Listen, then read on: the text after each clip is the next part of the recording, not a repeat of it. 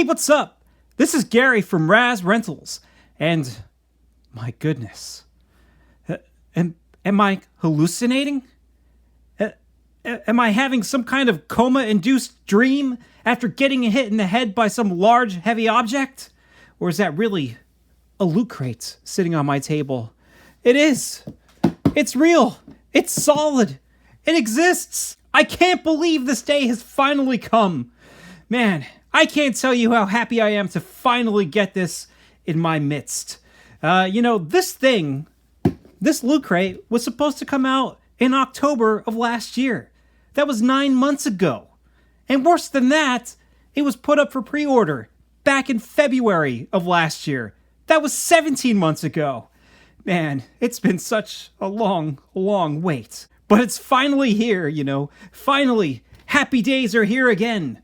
But not really, because this is crate 3. This is crate 3 out of 4. We got 1 last year, but 2 is missing in action. Where is it?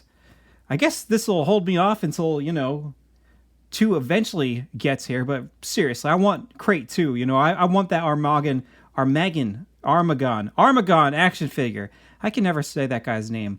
This is really cool, though, because inside is a very neat, brand new Mirage action figure.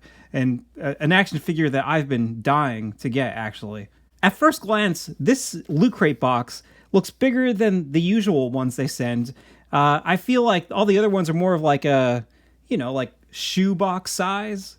This one's bigger than ever, but it has less objects in it than all of the other Loot Crates before it. There's only 4 things in here. They're pretty awesome items, but, I kind of wish that there was a little extra, maybe like 2 other things.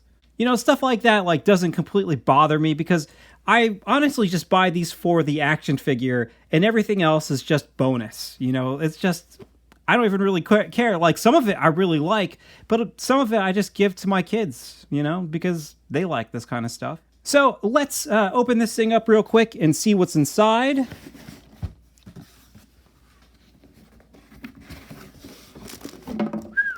All right, so 4 objects. What do you got?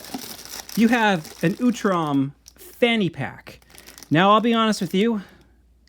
I never wore fanny packs back in the 90s, and I don't wear them now. So I will give this to my son. I don't know. I feel like I might hoard this, just because I love the artwork. It looks really awesome.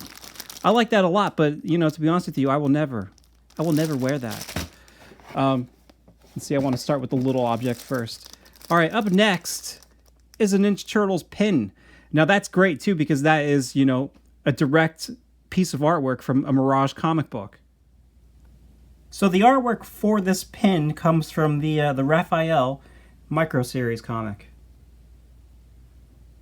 There you go. It is Raphael. Up next, you have a very awesome-looking t-shirt that also sports some original Mirage Comics artwork. And, I'll be honest with you.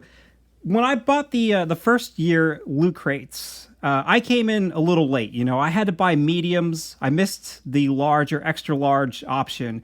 I was bummed, but in the end, it kind of worked out because I gave all those t-shirts to my son, and he wears them. He likes them.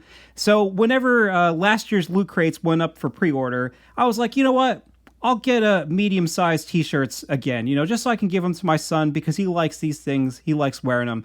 This t-shirt, though, when I look at this thing, this is the first t-shirt out of all these Loot Crates where I'm like, damn it. I wish I would have gotten my size because I love the artwork on this. I love that old Kevin Eastman and Peter Laird art, and this is just a very nice-looking shirt. But you know what? I guess on the plus side, my son has seen this t-shirt, and he's like, I love that shirt. That looks awesome. So, future Ninja Turtle mega fan in training, all right? The logo on top of this shirt with the, Leonardo's hands with the bloody katana, that comes from the original, the first issue of the Ninja Turtles. But it is colored like the IDW recolored reprints. The artwork on this shirt comes from the very first page of the second issue of the Ninja Turtles. that one right there. You know what I really like is on the original page you can see that like you have like his tail and his shell is all like blacked out, right? But it looks really cool when you look at the black t-shirt, how all that black just sort of fades into the color of the shirt. You know, that is pretty neat looking. And then after that, all we have left is the Crab Claw Shredder. One of the Shredder's clones. Now, I will discuss and tell you, you know, which issue this comes from and try to explain the origin to you of why this guy exists. This Claw Shredder was just always a design that I really liked whenever I, you know, learned more about the Mirage comic books. And I really, really hope we get, you know, everybody else. I hope we get the Forearm Shredder and even the little, like, Shrimpy Shredder. So let's take a closer look at the, you know, the package art on this thing, and then I will open it up. Now, I do like the design of these new Mirage boxes. Like, if you remember the old original NECA Mirage Ninja Turtle boxes, they came in sort of like clamshells, you know, where you had to cut them with scissors. It was annoying.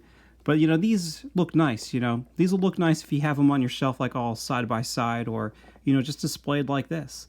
And really, I mean, what is NECA thinking anyways? Why haven't they re-released the Ninja Turtles in boxes like this? Like, you would think that they would have released the Ninja Turtles first before releasing all these other new characters, you know, just so everybody can be on board right at the beginning. So, the artwork on these boxes is done by Kevin Eastman. See it down at the bottom here. Illustrations, Kevin Eastman. Sculpt and fabrication, Josh Sutton. And what else do I want to mention? Packaging, Jason Langston. So there you go. So down here you have a nice shot of the Shredder, the Claw Shredder. That looks cool. Over here you have another new piece of artwork. That one's very cool too. I just love the texture. I love Kevin Eastman's like very grimy, grungy looking artwork that he's been doing lately. You know, he's still very boxy. He's always sort of has like a sort of like a just like a box style of everything, but I don't know, these look really cool. I love his mix of like using really, really thick lines. Like, I feel like most comic books would like be too afraid to ever, like, you know, it's almost like it could have been drawn in like Sharpie or something like that, because he just has those really, really thick lines. I don't know, it's very nice. And you know, here is another shot of the Claw Shredder. He's a cool looking dude. And then on the back here, you just have some pictures of the toy inside of here. I like how the back is set up to be, you know, emulate like a comic book page. It kind of would have been neater, you know, if you had it opening up here with a close-up of his eyes. Then maybe down here you could sort of have like the Ninja Turtles looking at him. And then here would be like an action shot of him like attacking them. And then maybe him like, you know, another attack, or him like standing above them or something like that. You know, some actual action shots. And, you know, there's nothing else to really say here. There's nothing on the top or anything. So, I will open this guy up and, you know, I'll move him around. Hopefully this guy, I swear, if this guy is broken, I'm going to throw him out the window. You know, I will not be happy. So I'll open this guy up, move him around, and I will talk to you in a second. Here he is, free from the box that once imprisoned him and ready to murder poor delusional alien dinosaurs while screaming, "Rrrr!" Or at least that's what I think he probably says. I think this guy looks really awesome. You know, at a first glance, I thought maybe he'd be a little taller, but, you know, I'll have to see how he scales with the Ninja Turtles compared to the comic book. Overall, though, I'm happy. Like, even if he should be a little taller, like, that's a minor complaint. I still like that we got this guy. I think he has a really cool design. He doesn't have any accessories, which, you know, I think is expected with these LootCrate action figures. I mean, they usually don't have the bells and whistles like the normal NECA releases have. They just usually have like one thing or nothing, and that's it. You know, maybe they could have included like a jar of worms, or maybe a little piece of paper with the schematics of the foot headquarters, something like that. You know, he doesn't need a weapon because he has no hands. He has no way to hold it. So before I take a look at this diabolical piece of plastic and, you know, really talk about the paints, the sculpt, see what they reused from, you know, the Shredder mold and all that kind of stuff, let's take a look at him in the comics. And also on TV. The Mirage Claw Shredder only appeared in 2 issues of the original comic books.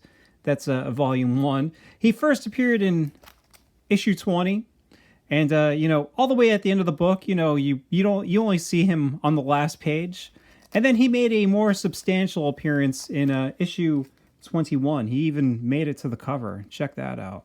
Now, these 2 issues are some of my absolute favorite Ninja Turtle comics. And they take place during the 3-part storyline, Return to New York. There's part 1. So I cannot recommend these comic books more. And, there's lots of ways to get this. You can get the color reprints. You can get the soft cover Ultimate Collections. I have the hardcover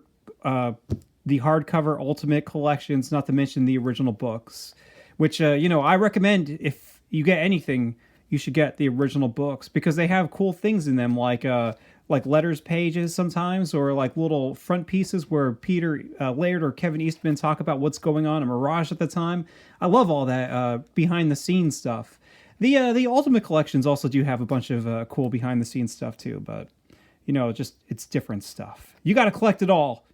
So I'm not going to completely explain the story here, but I will point out some of the main plot points. And mostly just try to focus on, what the Claw Shredder does in these 2 issues. This story takes place after the Shredder returned from the dead in the Leonardo Micro series. He totally had his foot soldiers beat the snot out of Leonardo, and they, burned down April's apartment. The guys went to Northampton to hide out for a little while, and then eventually they returned to New York to get their revenge on the Shredder and the Foot. They had no idea how the Shredder returned, but, all they knew was the Shredder must be stopped once and for all. So, in issue 1, the Ninja Turtles are fighting. Raphael decides to return to New York before the other guys because Leonardo is not ready yet. I think he's still, not confident because he took such a beating from the Foot Clan. And I probably should mention this, too, but, this is going to be filled with spoilers. If you haven't read these issues, I'm going to spoil a bunch of stuff here. So Raph returns to New York early, and he befriends this Triceraton Zog. Now, Zog got stuck here on Earth after the events of Mirage Comics, issue number 7, whenever the guys got transported back to the TCRI building with the Fugitoid, some Federation soldiers, and, of course, a few Triceratons. So look at that. That is amazing artwork. I should point this out here, that the artwork in this book was laid out by Peter Laird, and the pencils were done by Jim Lawson, and then the inks were done by Eric Talbot. So it's, this is like a Mirage book through and through. He had all those guys working on it. I don't know if Kevin Eastman did much. I think maybe he did some layouts or something on this book too. I don't know. Does it actually say? Yeah. Well, it just says story by Kevin Eastman. I know Kevin Eastman laid out issue 1, and Peter Laird had inked Jim Lawson's pencils in that one. And then, I'll talk about issue 3 when I get there. But, all right, so, after the battle at the TCRI building, Zog went and hid in the sewers. He survived. But even though he survived, things aren't on the up and up for Zog here because, while on Earth, Zog's brain has been deteriorating. Earth's atmosphere does not, provide the elements or whatever he needs to properly breathe. And it actually, it eats away at his brain like a cancer, And I just want to cover Zog a little bit here because of his eventual fight with the Claw Shredder and the other mutant clones. But yeah, this is such an awesome book. Sometimes you look at it like this and you're like, you can totally tell the mouth and everything like that, how much of a Jim Lawson piece of art that is. All these Return to New York comic books, in my opinion, are Jim Lawson's best work. Maybe some of that has to deal with the layouts being fully provided for him. Maybe some of it has to deal with the inks. I don't know, but I don't think he ever drew the Ninja Turtles as good as he does in these. If you look at this and then you look at volume 4, you're like, what happened? So because of Zog's brain damage, he mistakes Raphael for a Triceraton commander, And Raph decides to use them to help the turtles infiltrate the Foot headquarters. You know, that's pretty immoral, I gotta say, Raph, but I guess it, you know, worked out for the best. So, you know, as they infiltrate the Foot, you know, Zog is like killing all these Foot soldiers, right? And then eventually he gets, you know, they have this really cool battle scene where, you know, they enter sort of like the main area, and he's killing all these guys, but, you know, they're cutting them with swords, they're shooting them. So he's like, you know, taking quite a beating, but he's still fighting, you know, he's still moving forward. And then, you know, as they get past all these Foot soldiers, you reach the point here where he gets to these doors and they open up and he starts to walk inside. And, you know, all of a sudden you see this picture here where like, you know, obviously he's getting attacked here. He's getting completely demolished and ripped apart. Like, it almost looks like his guts are sticking out there. You know, that is pretty rough. So who did this? Who completely slaughtered this poor dude? Well, these 3 clones of the Shredder. And again, like, that is an amazing piece of artwork. Like, it's just so cool looking. You know, the different types of media they were using to, you know, create this effect. Like, it almost looks like they were airbrushing like black on here and everything like that. Not to mention you also have like the duotone of the, you know, well, it's like duotone, you know, you have these different shades and stuff like that. I don't know. This is very cool looking. This is a very neat looking book. And see back here, like I said, you have this little piece back here where Kevin and Peter are writing to the fans to talk about what's going on. I'm not the hugest fan of like the IDW color reprints. I think they serve a purpose just to make, you know, you've seen this for all these years. You know, it's kind of interesting to see them provide colors to this. And I think certain pages like this, I don't know if you would say it's a little muddy, but sometimes it could be a little hard to read. You know, you don't really understand. Like, I don't know, you could read it okay, but it's muddy, all right? You know, a lot of blacks, a lot of very deep grays on that page. So sometimes you look at the, you know, the color reprints, and you're like, well, yeah, you know, I can definitely make all that stuff out very easily. Like I said, you know, the colors are not my favorite, but they just kind of, it's just a neat little thing to have. I feel like they could have used brighter colors. Like, sometimes I wish they would make these reprints and only restrict themselves to the colors that comic books would have had back in the 80s. That way you could actually see what it would have looked like if it was, you know, produced in color prints, and not necessarily these, you know, Photoshop colors, which, you know, to be quite honest with you, can be very dark. It's still neat. You know, I guess I'm just repeating myself now. But the one thing I do have to mention was at the end of the book here, they reveal the 3 Shredders, and they just make them like solid colors.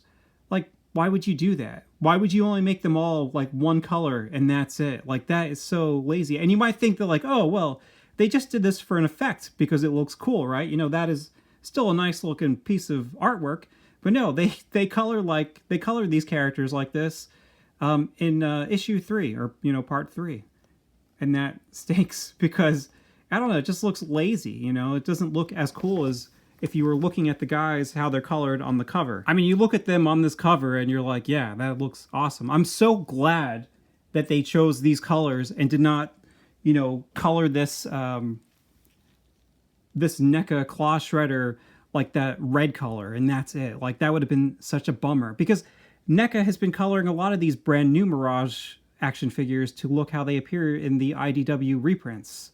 No, like, give me what they looked like way back in the day when they were, you know, somewhat colored by Mirage. Ooh, this is a little beaten up. I thought I had a better copy than this one, but it's all wrinkled along the spine. I'm going to have to hunt for a better one. All right, so part 3. So this one opens up with a huge fight here between the Ninja Turtles and these 3 mutant shredders. And like I said, this issue, from what I've read, is it was laid out by both Peter Laird and Kevin Eastman. On his blog, Peter Laird said that he pretty much handled like most of the Ninja Turtles fighting these Shredder clones, while Kevin Eastman handled all of the Leonardo versus Shredder fight. Jim Lawson handled the pencils, And Kevin Eastman inked this comic book, and I think he did a really awesome job inking this one. And, Kevin Eastman is a master at layouts. Like, he really does such an excellent job of, conveying motion and, like, guiding your eye through the page. Peter Laird is really good, too, but Kevin Eastman always handles those, like, exciting, fast-paced, scenes. So let's see here. What does the Claw Shredder do? Well, first, he stands there looking cool, and then he gets stabbed in the arm by Raph. That's not nice. Raph stabs him again in the shoulder. Man, I mean, like, here he's, like, stabbing him in the armpit. Like, that sucks. Like, come on, don't stab a guy in the armpit. That's a weak area. That wouldn't feel good. So, Raph tries to run the Shredder by himself, while Leo kind of gets stuck with Mikey and Donnie fighting these guys. But then Leo takes off, too, after Raph to help him out. So Donatello ends up fighting the Claw Shredder. And, that is a cool-looking battle there. Eventually, the Claw Shredder lures Donatello on top of these pipes here. He's trying to, what does he say here? He's trying to luring us into their home turf. So he's fighting with them on top of these pipes.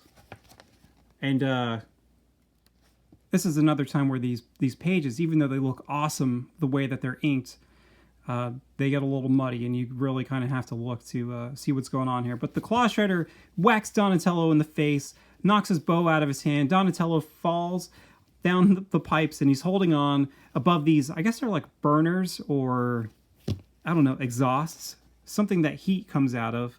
The Claw Shredder is attacking Donatello here, but, it's, like I said, it's kind of hard to read.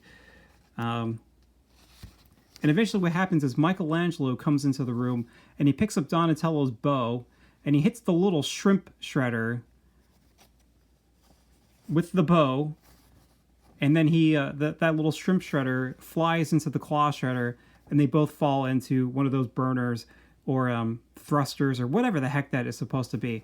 I don't even know. So, I think this is cool because lots of times I always think Mikey doesn't do anything in the Mirage comic books. He's always just kind of like a pacifist and stuff. So look at this. He killed 2 of these Shredder clones. All right. So that's it, This guy is dead. He had a few pages there. He did all right. So you're probably wondering, where the hell did this Claw Shredder come from? Well, Shredder explains to Leonardo before their giant battle or whatever, that after the Shredder was blown to pieces in Mirage Volume 1, Issue Number 1, the Foot picked up whatever body chunks they could find, and they took them home so that they can be fed on by worms. What? Yeah, worms. Apparently, the Foot used a type of worm that adapts its cell structure to match whatever it eats. You are what you eat, right? So if you allow multiple worms to eat the same organism or multiple organisms, they begin to join together and take on a new form. Eventually, they begin to think and act as one. They even regain the creature's memories. I mean, if it's 2 creatures, does it gain both of their memories? I'm not sure. So the Shredder, who returned in the Leonardo micro-series, was the 4th and successful attempt at cloning the Shredder with these worms. The Shredder mutant clones that we just saw, they were the first 3 failed attempts. Now, as you can see here, even though this Shredder was a success, he's still disfigured and grotesque. He's made out of worms. Gross. All 4 of these characters, they're just made out of worms, and that's it. They have no internal organs or anything like that. I'm going to discuss some further details about these guys in a second. But even here, like in the beginning, Leonardo chops off one of these forearm Shredder's arms, right? And all that comes out is worms. Now, you would think that once Leonardo chopped off the Shredder's head... Here, where is it?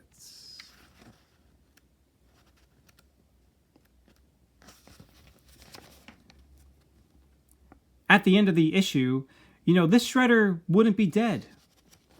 But, it appears as though he is. He returns with the body, and, they burn it.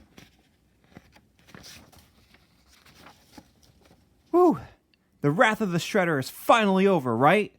No, it's never over. The head comes back.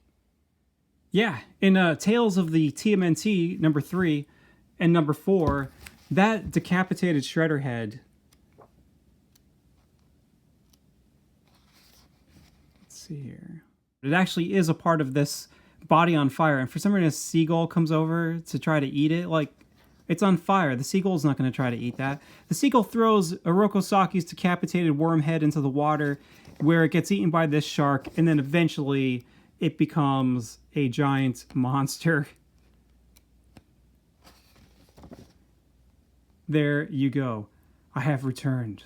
Orokosaki has returned with an insatiable hunger for your souls. So yeah, I mean, you could have left it where it was, but it was kind of neat that they brought this back. Written by Stephen Murphy, who wrote most of the I guess he wrote pretty much all the Ninja Turtle adventure comic books. And drawn by Rick Remender, which is pretty interesting because I only remember him mostly from Marvel Comics. So, part 3 of Return of New York was an awesome comic, and like I said, here you go. Here's all these guys in their monocolors fighting the guys. Like, it's just because they didn't want to have to... Like, seriously, their skin color is the same color as their helmets and their clothes and everything like that. Did the worms... Is his helmet made out of worms, too? Like... Come on here, this is... It seems so lazy. And then down here, too, they changed the forearm Shredder's color. He's purple here, and now he's dark blue. I mean, come on. If you've never checked out Peter Laird's blog, you should. Way long time ago, he posted the layouts to this issue, part 3, that both him and Kevin Eastman had worked on. So that is pretty awesome. And, if you look this up on his blog, there's more than one post. I think he posts every single page, but you just have to, find the next post. He also has another post, this Blast from the Past number 306, where he discusses, the colony worm. Like, he explains in these notes that he wrote for himself what exactly these worms do and how they're able to replicate the Shredder. The comic book itself didn't really have many details, so it is really cool to see what Peter Laird had to, write for himself whenever he was planning these comic books out with Kevin Eastman. He writes Paramecia coloniax, or colony worm, or is that coloniax? Invented and kept secret by the foot biologists while experimenting with various worm forms to use as weapons. These worms, when fed the remains of a creature, or combination of creatures, take on the memories and nature of that creatures. To test out the process, foot scientists experimented with some foot soldiers, volunteers, and combined their remains with animals, crab, beetle, tiger, and created the trio of fearsome beings on previous page. Once the technique was perfected, the Shredder's remains were fed to the worms, along with the body, minus the brain, of the Shredder's best fighter, who volunteered for the honor of helping the master to return. So that's interesting. The Shredder is alive because somebody else had to be put to death. The worms, when fed, come together to form a crude approximation of the shape of the food's original shape. Over time, the worms actually become permanently integrated, sharing flesh and nerves. Compacting and condensings occur where the worm flesh tries to mimic bone. Because the whole body is conscious, there is no central brain, and there are no internal organs except those of the worms themselves, making these creatures very difficult to kill. It seems like they kind of went through all 4 of these guys pretty easily. In that same blog post, Peter Laird even shared some initial sketches of the Shredder clones. And if you bought the Ultimate Collection, Volume 3, if you look at the, issue 20, in the back here, he actually provided that page here to be used in the book. Plus, you also have the schematics of the foot, the Hudson block, or whatever it's called, in the comic book. Man, so many cool Ninja Turtle things. All right, so now we're done talking about Claw Shredder and the Mirage comic books.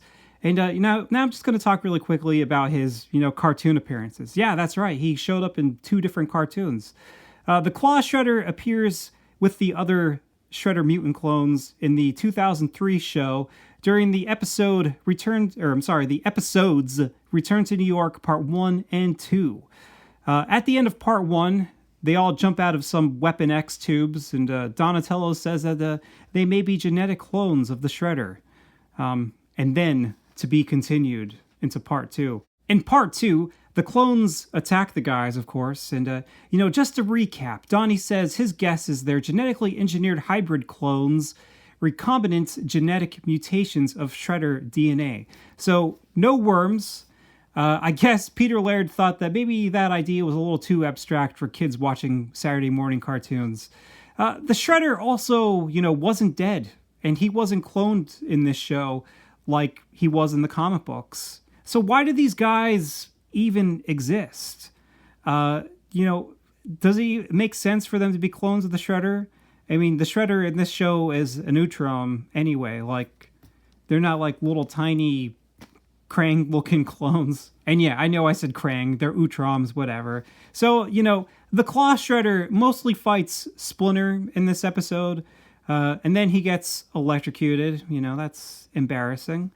He also tries to kill Raph until, he's accidentally shot at by Hun. And then he's partially buried. Man, this guy, he took a beating. That's all. He survived this episode, but he disappears from the show, never to be seen again. It's almost been 20 years since this show premiered. Like, shouldn't there be some kind of, like, TMNT 2003 nostalgia thing happening nowadays? It seems like this show is almost long forgotten or something. Like, I feel like kids who watch this, must be adults now and must be thinking like, hey, remember Ninja Turtles? And, they're not talking about the Fred Wolf cartoon. And now one final Claw Shredder, and that is the one from the 2012 show. Claw Shredder appeared in Return to New York. Yes, another episode on a different show with the same name. Just like the comic book. Here, the Shredder mutants are clones created by Baxter Stockman, who was experimenting with arthropods. So now all three of them have a seafood theme, The four-armed Shredder is a crab. The little guy, I think, is a shrimp. I always call him Shrimp Shredder anyways. And the guy I always call Crab Claw Shredder. Just, that's how I call him. He's part lobster in this show. So, he looks really cool. I love the way his shell looks. It looks very realistic. I will tell you one of my pet peeves about this show, though, is the motion blur in this cartoon is, like, so high. Like, every time characters are moving, there's a ton of motion blur. So whenever you're trying to take screenshots, everything just looks blurry. You have to try to luck into getting that one screenshot where somebody is just kind of standing still there for a short period of time so that, everything looks nice and clear. All right, so Splinter kicks the crap out of all three of these guys, and he throws them down a shaft where they're diced up by a giant fan. Don't feel bad, though. They're not dead. Somehow they survived, and they appear in the episode Attack of the Mega Shredder, where Bebop and Rocksteady tricked them into jumping into a vat of mutagen, and all three combine to mutate into some kind of Mega Shredder. So, to be honest with you, like, I have no recollection of this episode at all. Like, you would think I would remember this giant Mega Shredder walking down the street causing chaos, right? It's a fun episode. I just must have been sleeping or something when my son was watching it. I don't know. So, that's it. Claw Shredder wise, that is all the print and screen reference I have of this dude. All right. So right off the bat, let's talk about scale here. All right. So it's a little tricky trying to figure out how much taller this guy is compared to the Ninja Turtles. There's not a lot of clear shots where he is just like right in front of them, or they're like both standing on the same plane. Even here, like you could kind of look down, like Raphael does not appear to be straight ahead of him. It looks like almost like Claw Shredder is meeting somewhere in between Leo and Raphael. But if you look down at the shadows, Raphael here is like completely in front of the Claw Shredder. But it just kind of doesn't appear to me that that's what is actually going on there. I mean, even the Claw Shredder here, right? you look at this. You start at his shoulder and you come down here, and that looks like that is the bottom of his butt, and that's where his leg comes off. So that would mean that he has little tiny legs, and he does not have little tiny legs. He has pretty long legs. So, your best bet is you just kind of look at some of the battle shots, and you kind of just have to guess, like, well, Leonardo looks like he is definitely a lot shorter than him. I mean, that's pretty much all you can see. I mean, look at there. Look how gigantic his legs are. He's got long legs and he's got huge claws. Even here, bam, bam. There's quite a lot of distance there. So I would say, Donatello is shorter than him. That's the only thing that I'm going to say concretely. And now when you look at the action figure, you can see that, yes, he is indeed a pretty decent amount taller than this Leonardo. Oh, man. I really hope that NECA does release these old Mirage Ninja Turtles in mass quantities again, because I don't even like moving these guys. These guys are like, to me, they're like fragile antiques. Like, I can't break an arm or a limb or anything like that because you can't replace them. I mean, these things are expensive. But, he does look pretty awesome standing next to this giant claw shredder.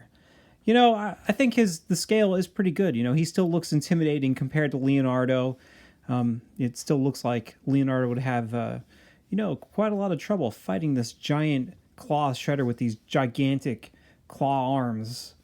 To be quite honest with you, even though I do really like these Mirage Ninja Turtles, I wish that NECA would also make like different versions of Mirage Ninja Turtles, because you had so many different artists working in those books, and you had some really, really awesome looks. But, the main Mirage guys were pretty close in style. But yeah, like that Mirage Ninja Turtle is obviously based off of how they appear in Ninja Turtles #1 and for like maybe the first, 9 issues. Because definitely in Leonardo, they don't look like that anymore. I can't remember. But I would love to get like a set of Ninja Turtles where they are drawn like by Peter Laird. Like, I thought he drew some amazing looking Ninja Turtles. When you look at his Ninja Turtles, they look very 3D. They make a lot of sense. I really loved his style, or even Jim Lawson's style that you see in the Return to New York Ninja Turtle comics. Or, of course, like Michael Dooney. Michael Dooney draws like some of the best Ninja Turtles in existence. I mean, look at that. Look at that Leonardo. Man. Michael Dooney he is an amazing Ninja Turtle artist. Maybe most of those Mirage guys are. I love like Dan Berger and all those other people. And so, yeah, even though this is cool and it looks just like how they looked originally, they didn't really stay like this for very long. Eventually they kind of evolved and took on the forms that I had just shown you. So if you're still here, you may have looked down at the minute mark and thought, wow, it's been over 30 minutes and he still hasn't really talked about this action figure. And yeah, that's the kind of YouTube content I provide. All right. So let's talk about this action figure. Finally, I think this guy is really great. A lot of his body is made up of reused parts from NECA's Mirage Shredder, and then he just has a few brand new parts. So there's not much to go over, right? If you look at NECA's Mirage Shredder, and I have the LootCrate version because I missed out on that box set. They use the torso from the Shredder, they use the thighs and the knees, and they use the shoulders and the biceps. They used all that. So he's got all those body parts. Truly, he really is like a clone of the Shredder. He's like a clone of the Shredder action figure, except they added these new bits. Very cool. He's got the cool Mirage ink lines. Although this blue Shredder, look at that, a little piece came off of his shoulder blade there. I don't know. They colored this Shredder the blue like he was colored in the IDW reprints. Don't do that, please. Give me the original Mirage colors. Like, this guy looks so much better. Like it just doesn't seem as cool for Shredder to be running around in this completely blue suit. It just seems like they didn't want to paint the different parts of his body because it would take too long to shade each part of his body differently, I've done some coloring, some Photoshop coloring. It is a pain in the neck. So, all right. So this claw shredder, he's got these new giant claw arms. They look pretty awesome. They appear to be different. No, you know what? They just used the same claw on both arms. They didn't even like mirror it or anything like that. It is the exact same design. Now, I can get... I'm okay with reusing parts, but at least if you're gonna do this, mirror it so that like it doesn't look the exact same when he's standing like this. Like, you know, flip it so that this one is like over here like this or something like that, you know. But the claws look good, you know, they're all different color. I think maybe some of these, I don't know if some of these are glued in place or not. Maybe this one is. Yeah, that is definitely a separate piece. But all the other ones I think may be sculpted in there. I don't know. Some of them, not all of them. We'll call it at that. And also his feet are brand new. You have these giants. Who has feet like this? This is like the Max feet, where you have these giant wrapped feet on the bottom like this. Now I do like the face. I think it's really cool because these mutant shredders are supposed to almost have like a warped appearance. And if you looked at the cover of the comic book,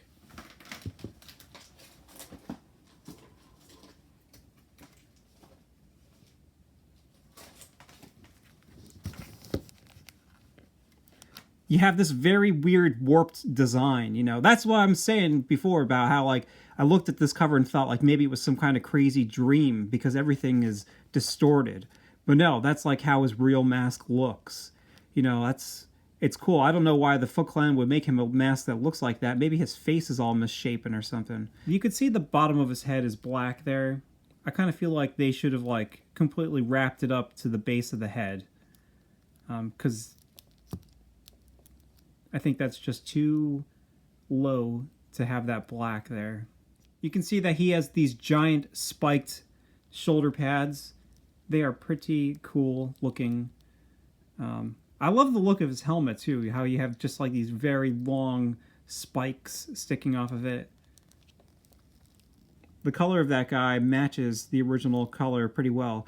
I would say that maybe the arms, maybe they're just too basic, you know, because they are just kind of brown here. I love the how you sort of have this lighter colored and you just have these hues of green painted on top of it.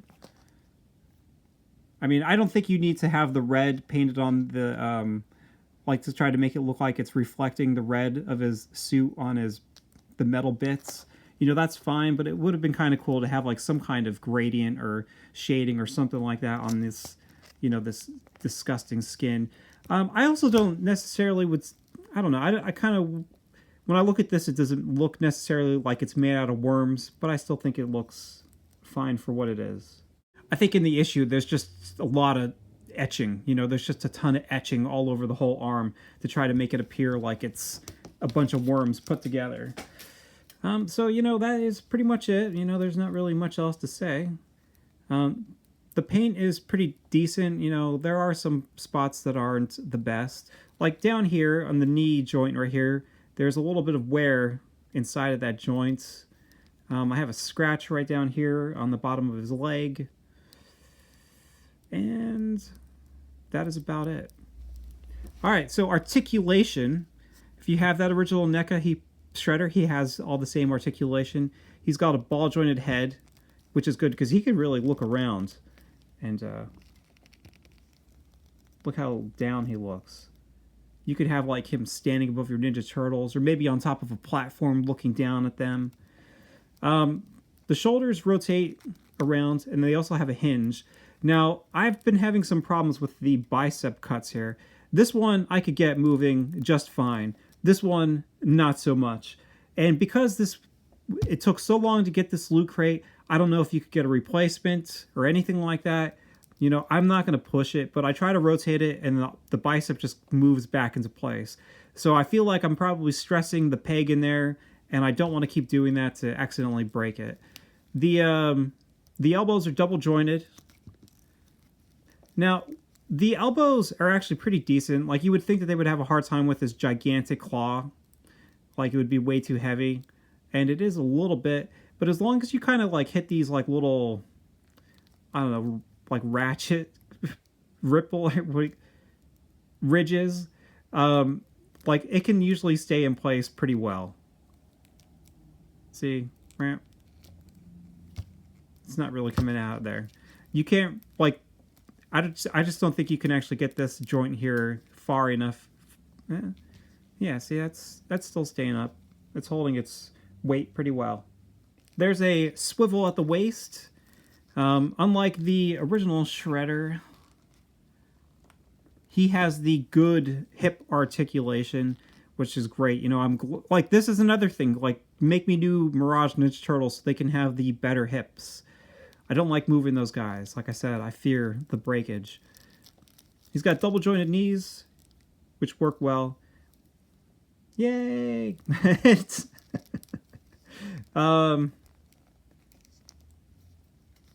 The ankles here have a hinge, and they also have ankle rockers. I would say that the legs are a little loose, but he's still able to stand up okay. It'll be interesting to see how it all plays out once, you know, see that? You see how he's tipping a little bit there? That's not the best, but I'll have to wait and see how easy it is to pose him. Unfortunately, because of his design, I feel like he is like a little tricky to, you know, pose in cool action shots. It's because you have those giant claw arms and there isn't any other kind of breaks or articulations or anything like that. It can just be a little difficult putting him into like cool stances where he's just not, you know, putting his arms up in the air going, "Rawr," you know.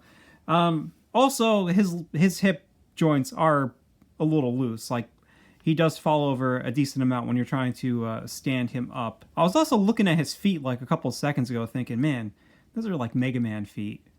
It's like if you can get it on the ratchet, it'll stay into place. But once you like put it up in a spot where it's not, there's no ratchet, it immediately falls.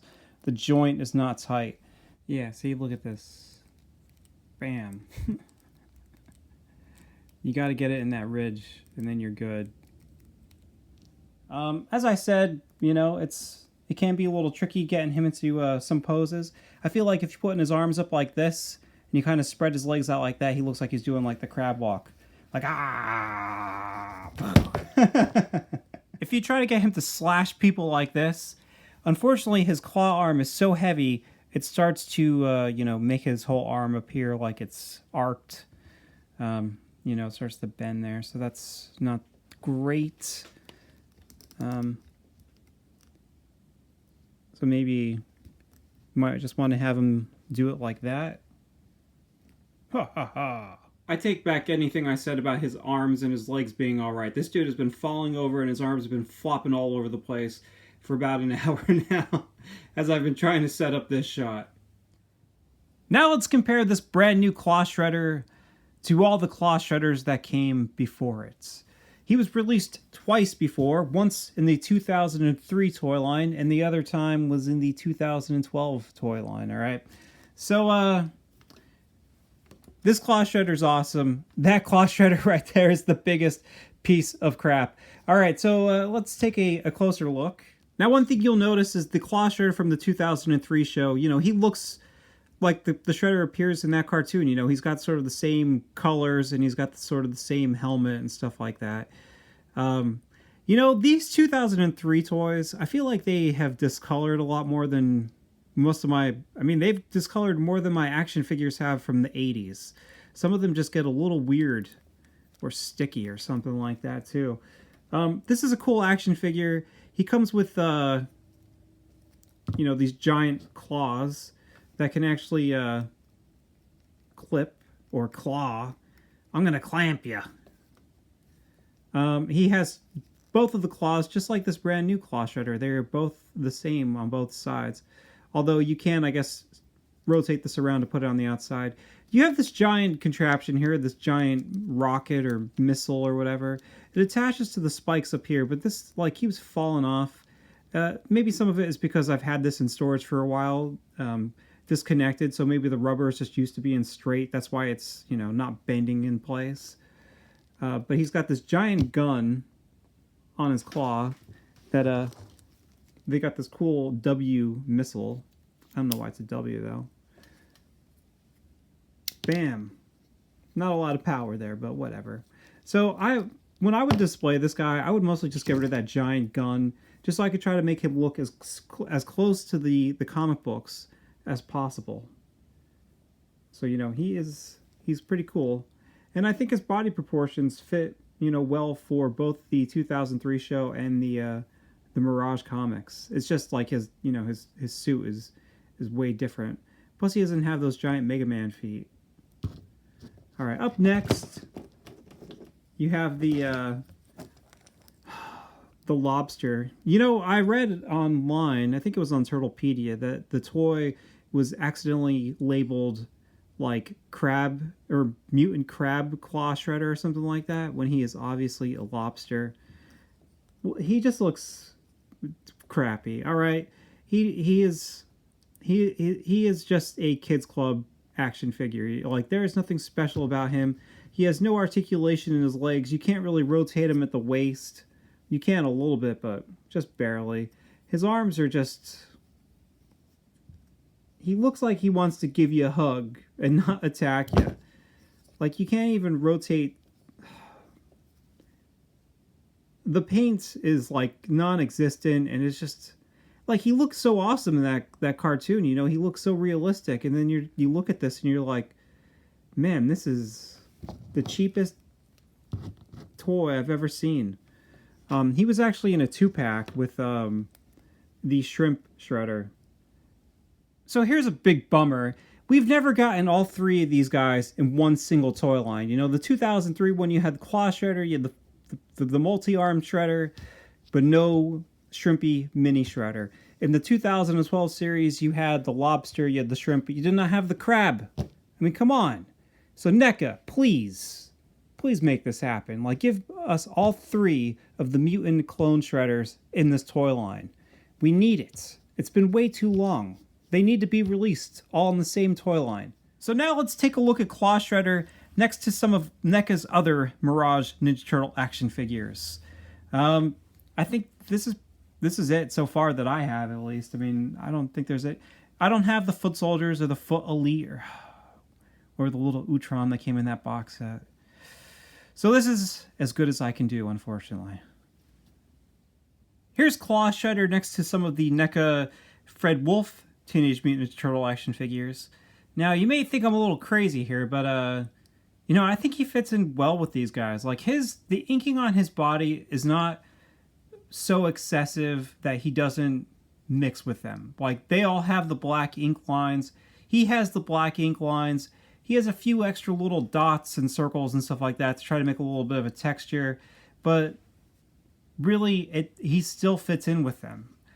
Even his colors are not anything crazy, or there's nothing on him that really shouts like, oh, like this is a Mirage color or anything like that. You know, these Fred Wolf action figures sort of have like more, I guess, I don't know if you'd say like bland colors or something like that. They're not like super vibrant and in your face.